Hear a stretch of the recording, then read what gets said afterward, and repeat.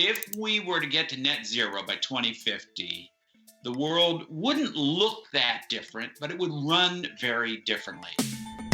So this was a challenging story to tell. Predicting the future isn't easy. I asked 3 different experts what a carbon neutral country would look like. 3 experts, 3 different points of views, and 3 different ways of getting there. But there was one thing that they all agreed on, is that things would definitely change.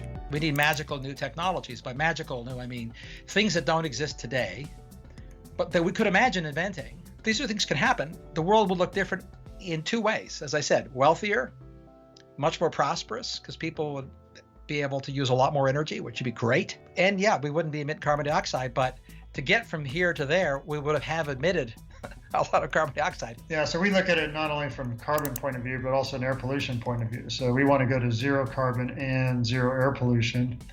And worldwide, it's, not looking that great. 2035 and 2050 are a few dates that are set by individuals and companies to get us to a carbon neutral country. Eventually. But is it even possible? If I were guessing, because the future is always about a reason to guess, all the constellations of things that we know we can do, the way we know we can do things, and the way societies typically tolerate money, the answer is no. We're not going to get to zero carbon society in the next 30 years. 30 years in the energy world is very short. So getting to net zero by 2050, which is a target a lot of people have set, is really hard. We often talk about reducing the amount of greenhouse gases emitted in producing electricity, but that's only about a quarter of our greenhouse gas output in this country. We burn natural gas for home heating. We even burn some oil for home heating. We're still burning a lot of coal to make electricity and a lot of other sources of pollution or carbon emissions that are not so easy to reduce overnight. So just imagine with me just for a second, we are in 2050 and we are a carbon neutral country. What do things around us look like? But before we can answer that, we must have a baseline. Well, you have to define the term carbon neutral, which is a very elastic term. Depends what you're counting and where you're counting it. Well, carbon neutral just means that we remove as much carbon as we produce. And so we're not actually adding carbon to the air. Almost everything that can be run on electricity would be run on electricity. So your cars, your trucks, all kinds of transportation would be run on electricity. But what about airplanes? You're not going to get an electric airplane. Batteries are just too heavy. But at some point, we might get to being able to power airplanes with hydrogen or perhaps methane, a liquid fuel that could actually be made out of CO2. Okay, so more electric cars and trucks, more walking and biking.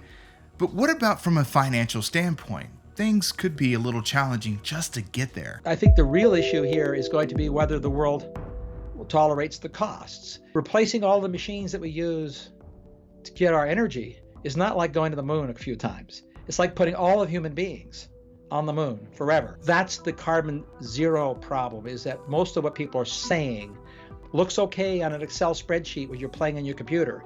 It doesn't work in the real world because money is limited.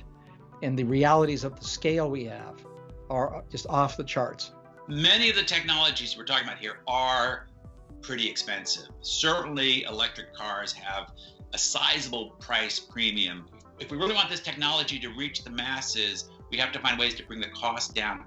And a lot of this technology is getting better and it's getting cheaper, but it's not going to be like a computer chip, where the cost falls by half every year or something like that.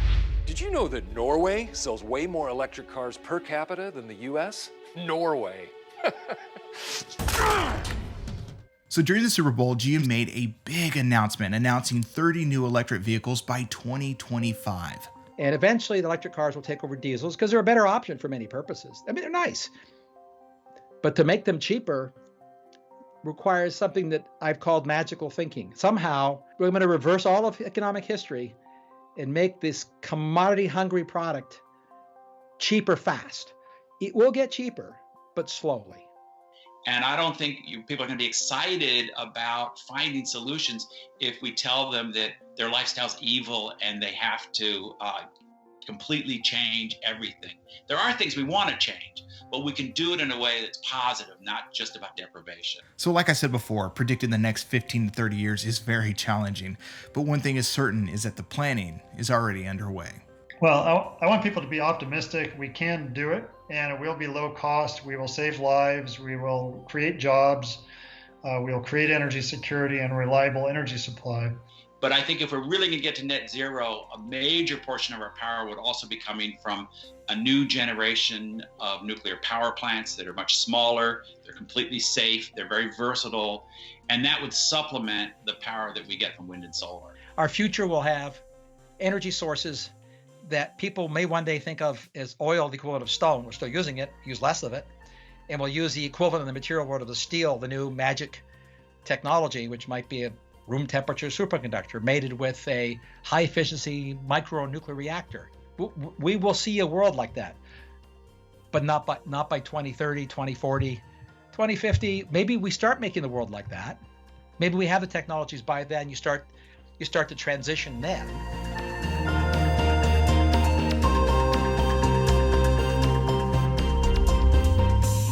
Hey everyone, Cody Broadway here. Thank you so much for taking the time to check out the NBCLX YouTube channel. Be sure to click here for more videos and also click here to subscribe to join the NBCLX community.